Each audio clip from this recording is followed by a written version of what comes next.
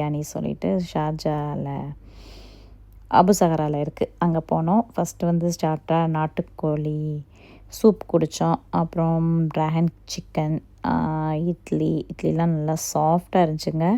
சட்னி சாம்பார்லாம் செம்ம taste.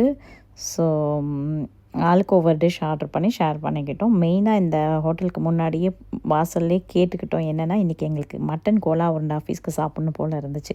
So எய்த்தாப்பில் Chettinad இருந்துச்சு, அங்கே கேட்டோம். அங்கே இல்லைன்ட்டாங்க. அப்புறம் இங்கே வந்து கேட்டோன்னே இங்கே இருக்குன்னொன்னே போய் சாப்பிட்டோம். பட் இருந்தாலும் நம்ம மதுரை டேஸ்ட் இல்லை. ஓகே, பிரியாணி நல்ல டேஸ்ட்டு. மதுரை தாஜின்னு சொல்லிட்டு நாங்கள் சின்ன பிள்ளைலாம் சாப்பிடுவோம். அந்த டேஸ்ட்டில் இருந்துச்சு பிரியாணி. கேசரியும் ரொம்ப நல்லா இருந்துச்சு. ஸோ மட்டன் பிரியாணி சாப்பிட்டோம். நல்லா இருந்துச்சு. மட்டன்லாம் நல்லா வெந்து நல்லா டேஸ்டியாக இருந்துச்சு.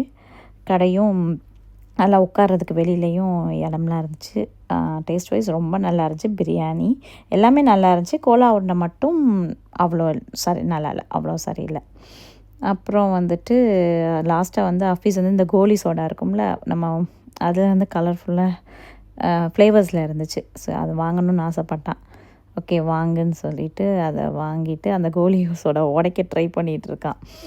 அவன் ட்ரை பண்ணுறான், உடைக்க முடியலை.